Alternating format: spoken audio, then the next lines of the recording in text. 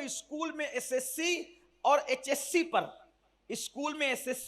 سی پر اکتفا مت کرو، اور مدرسوں کے اندر ناظرہ قرآن پر اکتفا مت کرو۔ یہ بات میں خاص کہہ رہا ہوں دل کے درد کے طور پہ۔ مہمانوں کا حق تھا، ان کو تقریر کروانی چاہیے، لیکن مولانا غفران نے کہا کہ آپ کہیں تو میں کہنے کھڑا ہوا ہوں، لیکن دل کا درد کہہ رہا ہوں۔ ہم کیوں قاری بنانا چاہتے ہیں آپ کے بچے کو؟ ہم کیوں حافظ بنانا چاہتے ہیں آپ کے بچے کو؟ ہم کیوں عالم بنانا چاہتے ہیں آپ کے؟ ہمارا خواب ہے مالیگاؤں کے ہر گھر میں حافظ قرآن ہو، تاکہ اپنے باپ کا جنازہ بیٹا پڑھائے، دادا کا جنازہ پوتا پڑھائے، نانا کا جنازہ نواسا پڑھائے۔ ہم یہ چاہتے ہیں۔ کیوں ایسا ہے؟ اگر میرے علماء مجھے معاف کریں حفاظ، میں ایک بات کہوں گا، حق بات کہوں گا، ویسے کہتا بھی ہوں لیکن ایک بات کہتا ہوں۔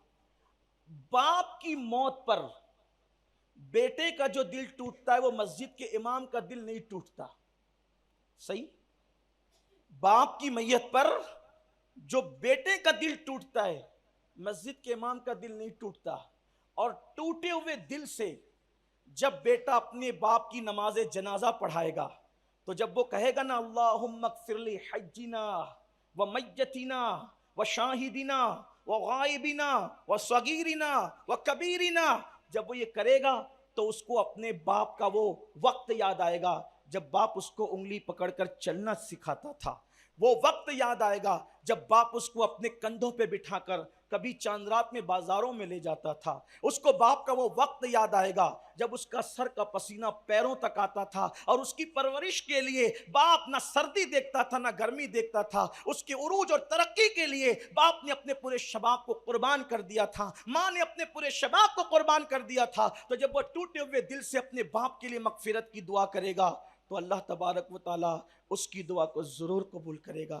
امام تو بے دلی سے تمہارا جنازہ پڑھا سکتا ہے، لیکن تمہارا بیٹا بے دلی سے تمہارا جنازہ نہیں پڑھائے گا۔ اور جب وہ سوز دل کے ساتھ پڑھائے گا، کہتے ہیں کہ جس کو جس سے جتنی محبت ہوتی ہے اس کی دعا اس کے حق میں اتنی قبول ہوتی ہے۔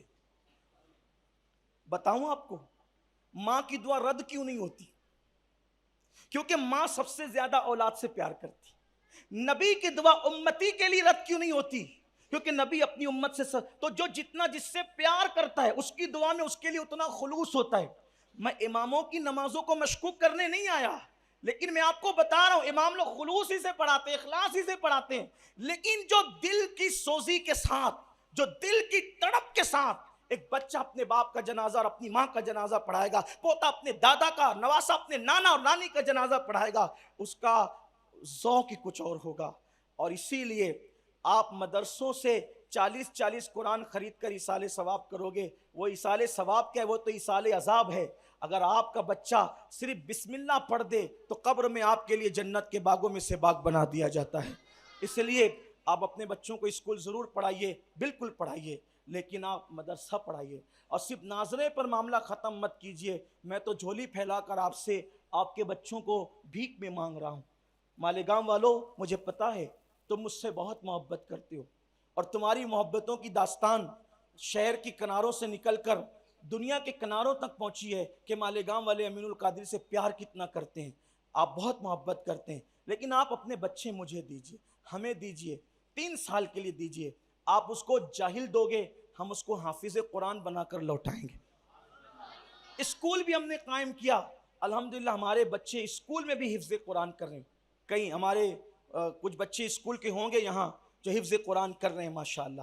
ہرا کے بچے ہیں یہاں پر جو حفظ قرآن کر رہے ہیں، ماشاءاللہ۔